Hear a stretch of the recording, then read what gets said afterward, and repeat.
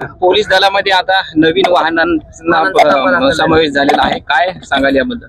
Police जेव्हा आपली सुरक्षा करतात तेव्हा त्यांच्याकडे चांगले वाहनं असणं आवश्यक आहे आणि त्या चांगल्या वाहनाबद्दल त्यांची व्यवस्था असणं आवश्यक आहे। त्यानिमित्ताने तिथे आपण पोलीस दलासाठी काही वाहनं, काही व्हॅन्स, काही बाईक्स याची त्यांनी मागणी केली होती डिपार्टमेंटने आणि त्याप्रमाणे दिलेलं आहे आणि आज त्याचं आपण लोकार्पण। बच्चू कडूंच्या आंदोलनाला आठवडा पूर्ण झालेला आहे, मात्र अद्याप मागणी पूर्ण झालेली आहे। बच्चू कडू यांच्या आंदोलनामध्ये जो माझ्या विभागाशी संबंधित होता, मी त्यांच्याशी व्हिडिओ कॉलद्वारे परवाच बोललेली आहे आणि त्याच्या संदर्भामध्ये त्यांनी जी मागणी केली आहे त्या मागणी संदर्भामध्ये डिपार्टमेंटला मी आदेश दिलेले आहेत आणि त्यांना सांगितलंय की जेव्हा अधिवेशन आहे आता विधानसभेचं तेव्हा आपण स्पेशली बैठक लावून त्यांच्या मागण्या मार्ग संपूर्ण कर्जमाफीची त्यांची मागणी आहे। तर भाजप आणि महायुतीच्या जाहीरनाम्यामध्ये तशी आश्वासन जे आहे ते दिलेलं होतं का? त्या मागणीच्या संदर्भात तेव्हा शेवटी ती मागणी आहे आणि त्या मागणीच्या संदर्भामध्ये पूर्ण एक व्यवस्था असते आणि ती व्यवस्था विचार करून शेवटी ते ठरवेल।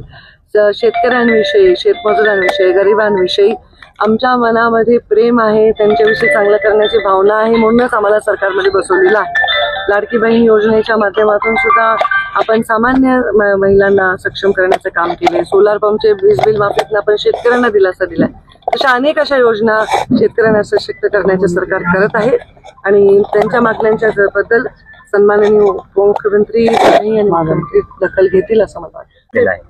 त्यावेळी ऑलरेडी मी बोललेली आहे। माध्यमांच्या प्रतिनिधीवरती पोलिसांनी हल्ले देखील केले पुण्यात कोणत्या माध्यमांच्या मला याची काही कल्पना नाही, म्हणून मी टिप्पणी नाही करू शकणार। कोणीच कोणावर अरिगावी करू नये असं मला वाटतं। दोघांनी एकमेकांवर चांगला प्रश्न घोटाळा झालाय, शेतकऱ्यांचं अनुदान कोट्यवधींचं हडप झालंय, बरोबर आहे। 10 तलाट्यावर कारवाई केली, वरचे अधिकारी का सोडले? त्यांच्यावर कोणताही अधिकारी सोडला जाणार नाही। त्यांचे सुद्धा सगळ्यांचे 48 तासामध्ये त्यांना वेळ दिलाय, फायनली जबाब नोंदवून घेतोय आणि कोणी किती मोठा माणूस असेल, अधिकारी असेल नाही तर आणखी कोणी असेल, त्यांना सोडलं जाणार नाही। काही 2 तहसीलदार बदली करून गेले अगोदर, तरी पण ते बदली केले तरी त्यांच्या चौकशीमध्ये ते सामील आहे। बदली करून थोडीच सुटतं। उद्या एखादा माणूस इथे चुकीचं काम करेल, बदली केलं तर राज्याचंच आहेत ना, जिथे असेल तिथे कारवाई करू।